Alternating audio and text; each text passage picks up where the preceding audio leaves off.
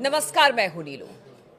तो हम आपको बता दें, एक तरफ तो अमेरिका और ईरान के बीच समझौते के पहले दौर की बातचीत खत्म हो गई है, दूसरे दौर की बातचीत शनिवार को होनी है। लेकिन इस बीच खamenei की तरफ से एक बड़ा बयान सामने आ गया है। उन्होंने कहा है कि बातचीत किस तरह से आगे बढ़ेगी, बहुत ज्यादा उम्मीद मुझे इसे लेकर नहीं है, इसीलिए हम अपने युद्ध की तैयारी को आगे भी जारी रखेंगे। आखिर ऐसा खamenei ने क्यों कहा? बातचीत करने के लिए मयंक मेरे साथ है। मयंक, एक बड़ी बात है, आप पहले दौर की बातचीत में बड़े सकारात्मक रहते हैं, दूसरे दौर की बातचीत होने वाली है वो जो परमाणु कार्यक्रम ईरान के चल रहे हैं उसको लेकर होगी। लेकिन फिर ऐसी बातचीत खamenei की तरफ से क्यों आई है? क्या कोई पुरानी हिस्ट्री को ध्यान में रखते हुए इस तरह की बातें कर रहे हैं? देखिए, इस आपने जो सवाल पूछा इसके तीन पक्ष हैं। पहला, जो सबसे पहला पक्ष ये है कि जो ईरान के रणनीतिकार हैं या खamenei खुद हैं या जो IRGC के कमांडर्स हैं, इन सबको ये लगता है कि अमेरिका एक बार फिर ईरान के साथ धोखा करना चाहता है। अगर साफ शब्दों में कहें, ईरान किसी तरह के न्यूक्लियर समझौते के लिए तैयार नहीं होगा।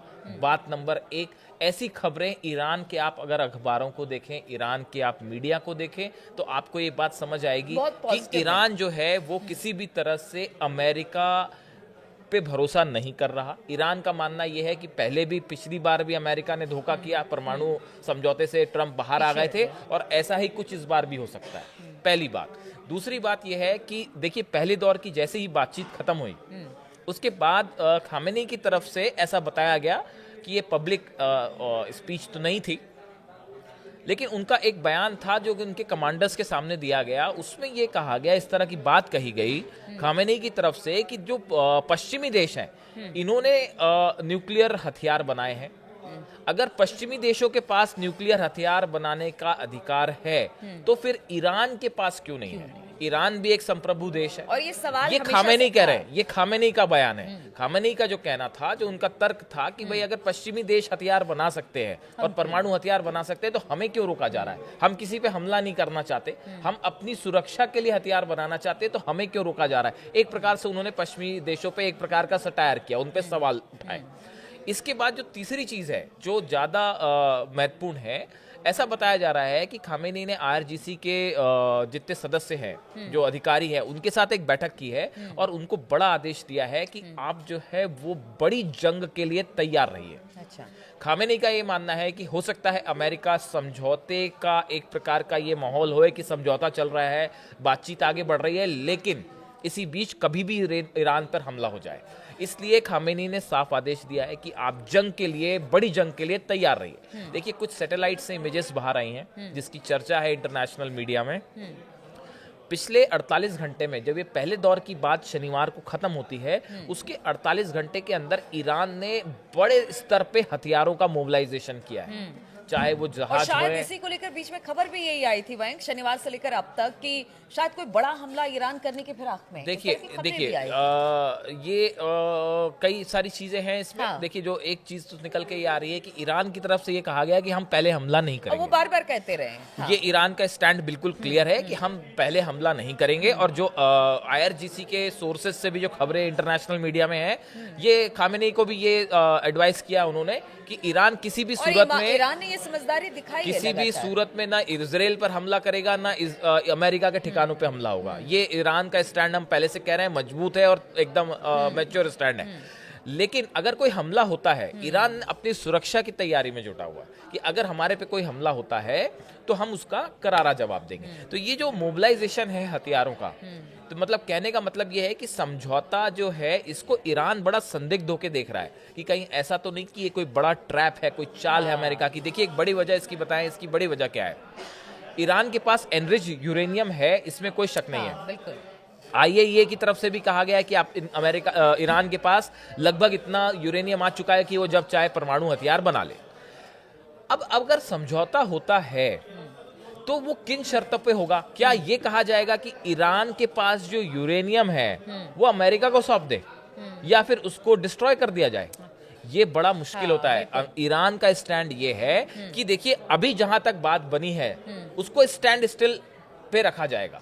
मतलब ईरान ने जितनी क्षमता हासिल कर ली है, उसके आगे ईरान नहीं बढ़ेगा, ये समझौता हो सकता है। लेकिन ये नहीं हो सकता कि जो क्षमता हासिल कर ली उसको डिस्ट्रॉय कर दे, जो नेतन्याहू कह रहे थे कि जैसा लीबिया में हुआ गद्दाफी के साथ, वैसे हम न्यूक्लियर आपके पावर प्लांट्स को डिस्ट्रॉय कर दें और सामान उठा के ले जाएं।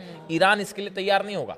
ईरान का जो कंडीशन है वो ये कि हमने जो क्षमता हासिल कर ली है, बात यहीं तक रहेगी, हम इसके आगे नहीं बढ़ेंगे, इस पे समझौता हो सकता है। इसके लिए ना अमेरिका तैयार होगा ना इजराइल तैयार होगा।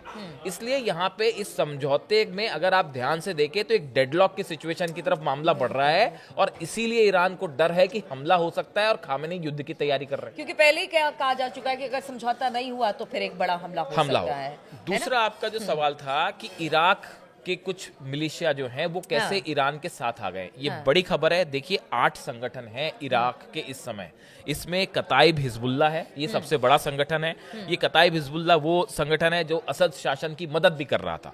ऐसी बद्र संगठन है, ये ईरान का सबसे पुराना साथी रहा है। उसी तरह हरकत हिजबुल अल नुस्बा, ये भी एक संगठन है जो कि बड़े काफी समय से असद जो शासन था सीरिया में, उसकी मदद करता रहा है।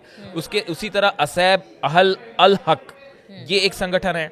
कताइब इमाम अली, इसके सदस्य जो है ईरान और लेबनान में हिजबुल्लाह के साथ प्रशिक्षण लेते हैं, उन्हें प्रशिक्षण देते भी हैं। कताइब सैयद अल शुहादा, कताइब जुंद अल इमाम और सरिया अल खोरसानी, ये वो 8 संगठन हैं जिन्होंने अब खुले तौर पे ऐलान कर दिया है कि हम ईरान के साथ खड़े हैं, खामेनेई के साथ खड़े हैं। अगर किसी तरह का हमला इजराइल की तरफ से होता है या अमेरिका की तरफ से होता है तो पहला मुकाबला हम करेंगे, उसके बाद बात ईरान तक जाएगी। ये खामेनेई और ईरान के लिए एक बड़ी उपलब्धि है। देखिए ईरान की तरफ से ऐसा बताया गया कि इराक मिसाइल्स भी भेजी गई हैं। हमने आपको बताया था वीडियो में कि ऐसी खबरें हैं कि ईरान ने जो है काफी सारी बैलिस्टिक मिसाइल्स जो है वो इराक भेज दी हैं। अब ये संगठन हथियारों के साथ बड़ी जंग के लिए तैयार हैं। तो ना सिर्फ ईरान जंग के लिए तैयार है, बल्कि ये जो संगठन है इनके लड़ाके भी ईरान के साथ खड़े हैं। ये बड़ी खबर है। चलिए, तो ईरान के साथ बहुत सारे संगठन इस वक्त खड़े दिखाई दे रहे हैं, क्योंकि इराक में हमने कुछ दिन पहले बताया था बहुत सारी मिसाइलें भेजी गई हैं ईरान की तरफ से।